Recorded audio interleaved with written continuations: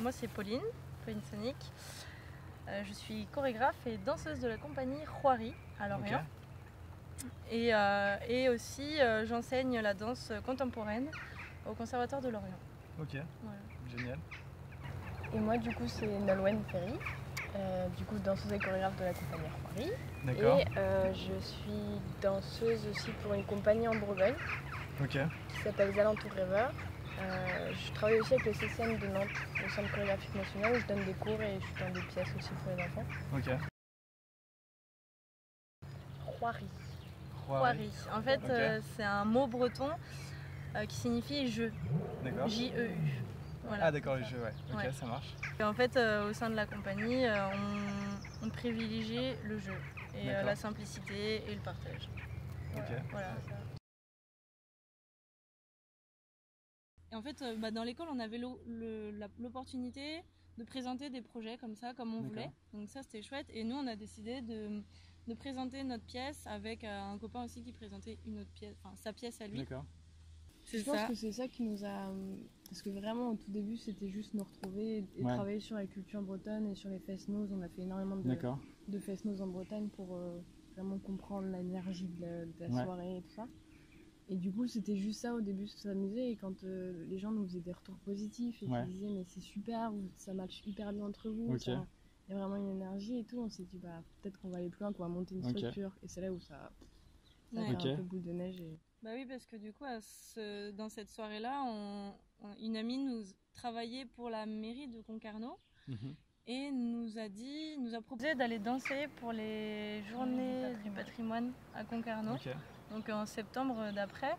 Et en fait, d'avoir les demandes et les encouragements comme ça, on s'est dit, il y a quelque chose, on tient quelque chose. Et pour que ce soit plus facile aussi administrativement, on a monté une association. Donc la compagnie Roiry, association loi 1901. D'accord. En fait, on connaît d'autres chorégraphes, d'autres gens qui ont monté leur compagnie. Vu que la danse c'est quand même un réseau où on communique beaucoup. D'accord. Et du coup, ils nous ont conseillé de faire une asso loi 1901. Donc nous, on a suivi en fait. Voilà, on n'a pas trop cherché à comprendre parce que déjà c'est hyper compliqué. C'est assez complexe. C'est assez complexe et du coup, association. En fait, c'est comme ça que ça se fait en danse. Et du coup, donc vous avez fait cet asso-là, vous avez créé le statut et derrière, tu disais que vous aviez fait autre chose derrière en plus? Licence d'entrepreneur. Licence d'entrepreneur du spectacle. Et ça consiste en quoi? Ça sert à quoi? C'est pouvoir en fait embaucher des salariés intermittents ou régime général. Et diffuser un spectacle. Ouais, c'est ça, vendre aussi un spectacle. Et sans ça, en fait, on peut pas se payer, on peut pas vendre le spectacle sur plusieurs licences. Il y a licence 1, je sais plus ce que c'est, 3, enfin après c'est quand on est gérant de salle ou gérant d'un festival, enfin il y a plein de licences différentes par rapport à l'attractivité. Ça marche. Et ça, du coup, comment ça se passe la licence Oh, ça fait longtemps. Comment ça se passe? C'est juste une demande à la préfecture de Lorient. En fait, c'est notre projet, mais on n'est pas dans le bureau. D'accord. Donc nous, on gère tout ce qui est partie créativité, la création, etc., tout ce qui est artistique. Après, dans le bureau, du coup, on a une présidente qui gère tout ce qui est asso. Et une trésorière. Donc qui, eux, sont pas payés. Et eux travaillent bénévolement pour nous. C'est des très bonnes amies à nous. Donc, Du coup, vous êtes combien dans l'équipe finalement? On est 5. 5, donc vous deux, la trésorière, la présidente et une personne en plus? Secrétaire. Ok, ça marche. Et donc les deux sont bénévoles, les trois sont bénévoles ou non? Les trois. Ok. Et vous êtes du coup salarié de l'association, ça marche. Ok. Ça. Et donc vous êtes allé à la préfecture, vous avez obtenu la licence. Ça avait un coût peut-être la licence? Oui, ça avait un coût. 70 non, c'était un petit peu moins de 100 € quoi. Je crois. Ouais. Faut ouvrir un compte en banque. On envoie nos dossiers, il faut souscrire à plusieurs organismes, l'URSSAF, l'AFDAS, CMB, Pôle emploi et tout ça. En tout cas, dans le spectacle vivant, c'est ça. Ok. Ouais.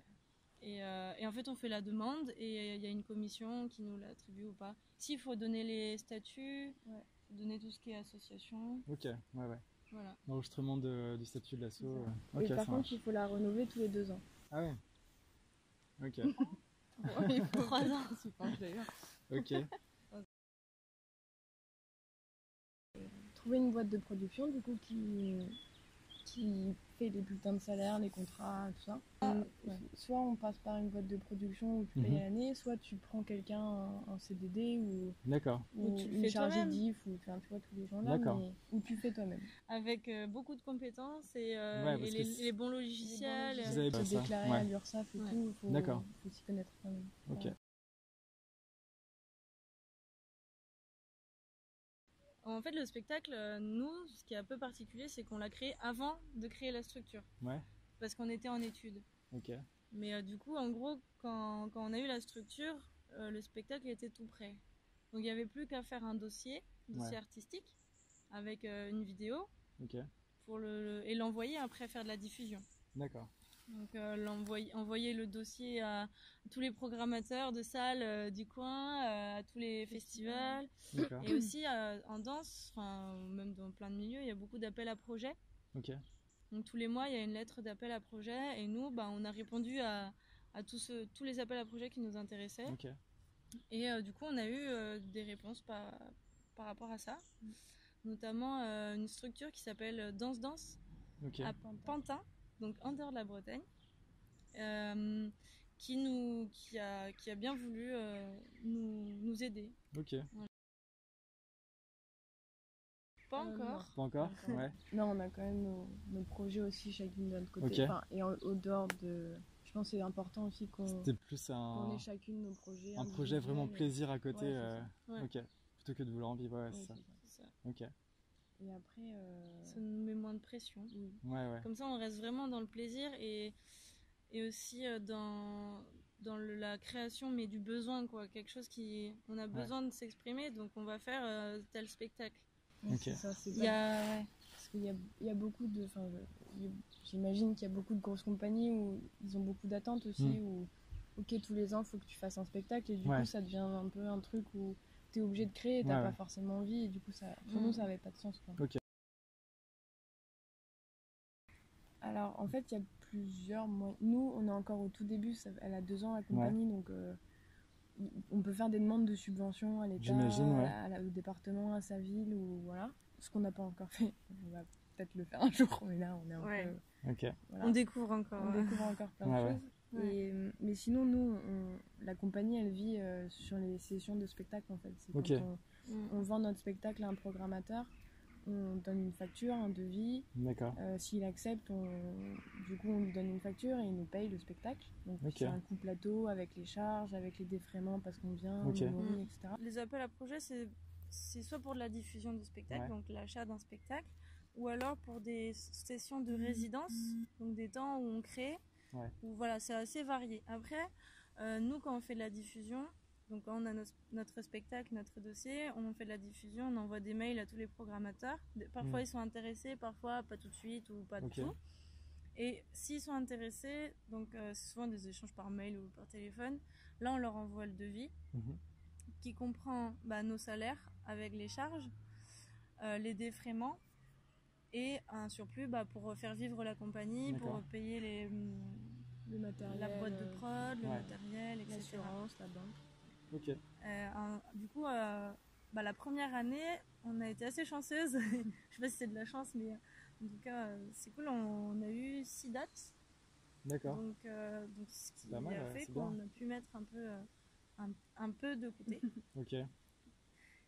Pour se payer les répétitions, pour se payer du matos pour filmer, pour machin, pour... pas encore fait, mais... et là, on avait normalement une 15aine de dates là, cet été, du coup, qui sont toutes reportées. Il n'y a pas encore d'annulation. Mais 15 dates, déjà, c'est bien. Au bout de la 2e année, vous avez plus que doublé, c'est génial. Parce qu'on a beaucoup pris le temps aussi d'aller les rencontrer physiquement, en fait. C'est qu'on a pris le temps de se déplacer pour aller les rencontrer, qui nous voient physiquement, parce que derrière un téléphone et un mail, c'est un peu compliqué. Et du coup, il y a des liens qui sont créés et je pense que c'est pour ça aussi ça a aussi bien matché, c'est que on s'est déplacé, quoi. Puis aussi, souvent, quand on fait un spectacle, il y a des programmateurs qui viennent voir le spectacle, et après c'est beaucoup de bouche à oreille. Dans ce milieu-là, c'est très souvent du bouche à oreille. Et donc souvent on a des demandes, les programmateurs viennent à nous, et du coup l'échange se fait assez facilement. D'accord. Ouais, c'est trop bien. C'est beaucoup de social. Ouais, forcément, ça avec votre projet, quoi. Faut savoir le vendre. Enfin, c'est ça qu'on a appris au tout début. On était un peu, on était comme ça, et on Comment ça se passe, par exemple, pour le vendre? Vous avez une manière de faire ou pas forcément. En fait, on reste naturel et. On sourit. Après, c'est toujours les mêmes échanges quand même. Voilà, pareil, on présente le projet, on explique, voilà, on dit combien. Après, on parle d'argent tout à la fin, mais. Ou pas. Mais avant tout, ce qui intéresse, je pense, les programmateurs, c'est qu'est-ce qu'on défend, et voilà. Pourquoi... c'est les valeurs qu'il y a derrière. C'est ça. Si on n'est pas sûr et que. Et par contre, je pense que il faut être très. Ce qu'on est en train d'apprendre, être très rigoureuse aussi. Si les dimensions du plateau elles marchent pas, on dit non. Enfin, aussi, parce que quand on est jeune, du coup, on a envie de dire oui. Dès qu'il y a quelque chose, en fait, ça n'a pas de sens. Ou ça... En fait, déjà, on a choisi un mot breton pour notre compagnie, donc Croirie. Et on va aller questionner après différents éléments qui sont propres à la culture bretonne. Donc là, pour le premier spectacle qui s'appelle Safe Zone, on est allé travailler sur le face-nose, donc qui est vraiment propre à la Bretagne. C'est clair. Et du coup, on est allé vraiment à la rencontre des gens. Et en fait, à travers la danse, on essaye de faire du lien entre la culture bretonne et les gens. En fait, c'est surtout à travers la culture bretonne, c'est surtout les valeurs de celle-ci qui nous intéressent. Donc dans le face-nose, c'était le rassemblement. Qu'est-ce qui fait qu'on se rassemble tous dans une pièce pour danser toute la nuit? C'est les rencontres aussi qu'on fait, comment on se rencontre, comment on approche l'autre, comment les réactions, et puis après comment la relation continue et évolue tout au long de la soirée. Puis il y a l'énergie aussi, c'est vrai que quand dans la culture bretonne, il y a énormément d'énergie, que ce soit dans la musique, dans la danse, il y a quelque chose de très qui entraîne, quoi, et qui nous plaît énormément, et puis il y a aussi un rassemblement de toutes les générations. Il y a... En tout cas, dans les festivals, c'est beaucoup de transmission où tout le monde regarde sur les autres. Complètement. Et je pense que c'est ça les valeurs de notre compagnie, c'est avant tout rassembler les gens et de partager un moment de joie, d'être ensemble, quoi, qui est hyper important. Et généralement, à la fin du spectacle, on invite le public à venir sur scène, donc que ce soit en salle, on l'avait fait à Pantin, ou alors en rue. On invite le public à venir danser avec nous, et puis on apprend une danse bretonne. Des fois, ça peut être vraiment le cercle circassien pur. Des fois, ça dépend en fait. On voit en fonction avec les programmateurs, on adapte. Donc des fois, ce sera plutôt une farandole qui ressemblerait à de la danse bretonne sur la même base, mais qu'on aurait transformé et qu'on s'approprie en fait. Et du coup, on partage un moment avec eux à la fin du spectacle. Trop bien. Et ça, c'est quand même assez important pour nous. Même dans notre exigence par rapport à la scénographie, on aime bien être proche du public. Enfin, par exemple, les scènes surélevées en théâtre, c'est un truc où on est un peu réticente parce que nous, on a besoin qu'il y ait les gens autour, qu'on les voit dans les yeux. Enfin, un peu, il y a cette vraiment l'esprit du face-nose. Qu'il y a de l'échange, qui est important pour nous. Moi, je dirais qu'avant tout, c'est de ne pas se précipiter. Vraiment de prendre le temps, de tout mettre sur papier, de poser, de ne pas se fixer de deadline trop courte pour après faire les choses sans les comprendre, parce que l'administratif, c'est quand même assez complexe. C'est sûr. Et du coup, je pense qu'il faut prendre le temps de... C'est moi qui dis ça, j'adore. Prendre le temps de vraiment poser les choses, de comprendre comment ça marche. Et pas aller dans l'urgence. Et vous avez... tout ce qu'on a fait du tout. Ah ouais, on apprend de ses erreurs aussi. Hein. C'est toujours les petits, les moins bien chaussés. Allez-y, monter une compagnie. Le lendemain, on était sur le truc, on monte une artiste. Parce qu'en même temps, on est excités, tu vois. C'est un tout nouveau projet. Et puis je pense aussi pas le faire seul. Enfin, moi, en tout cas, j'aurais jamais fait si Poppy était pas là. D'accord, super bien s'entourer. Après, si c'est un projet solo, c'est complètement possible, mais je pense qu'il faut quand même être entouré parce que c'est une charge, beaucoup de travail. Et surtout, administrativement, il faut quand même avoir des gens solides qui s'y connaissent. Et puis pas hésiter à échanger avec des gens qu'on connaît, quoi. Ouais, d'aller poser des questions, dès qu'on comprend pas. Et pas forcément d'aller voir sur le site du gouvernement, parce que c'est quand même très théorique. Ouais. Mais d'aller rencontrer des gens qui font la même chose que nous, d'aller échanger avec eux autour d'un café, c'est clair. Prendre des notes et puis de rencontrer des gens pour se faire conseiller. Ouais, plus que de chercher tout seul sur internet. Ouais, surtout dans un domaine comme le vôtre, c'est vraiment du social, ce serait dommage. Et il y a des choses qui sont passées comme vous n'aviez pas prévu ou plus dures que ce que vous auriez imaginé ou au contraire des trucs plus positifs que vous n'imaginez pas? Des trucs, moi je pensais pas du tout que l'administratif ça allait être autant de... Parce qu'en plus je pense dans la culture, surtout dans la danse, tous les milieux du spectacle vivant, c'est très insinueux quoi. C'est qu'il n'y a pas une bonne réponse juste, on est toujours border. Tous les projets sont différents en plus. Donc, et du coup, c'était beaucoup de charges de travail et de stress aussi, puisqu'on a toujours peur d'être hors la loi ou de ne pas faire les choses bien. Et puis, il faut aussi voir dans le futur, parce que ça ne se passe pas du mois au mois, quoi. C'est qu'une création que tu veux sortir en 2022, tu fais les demandes en 2020. Et c'est quelque chose qu'il faut vraiment se projeter sur le long terme. Et puis, après, quelque chose de positif, c'est que ça a super bien marché, quoi. Ce qui n'était pas forcément assuré, quoi. Non. Ouais, c'était un peu... On savait pas où on allait mettre le pied. Et après, une fois qu'on était sur scène, de se dire on a fait tout ça, et après on a ces retours-là, et puis on a passé un super bon moment. C'est clair. Et juste le résultat, ces petits moments qui sont bien moindres par rapport au temps passé mais c'est pour ça que vous le faites, c'est pour ces moments-là.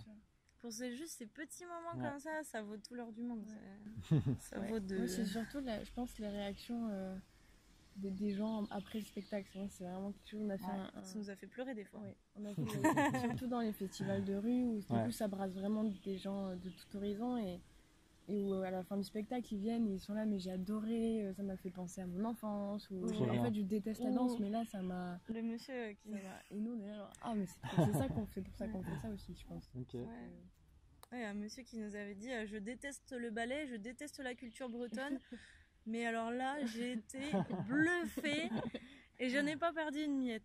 Et juste ça, c'est Paris gagné. C'est génial. On dort tranquille.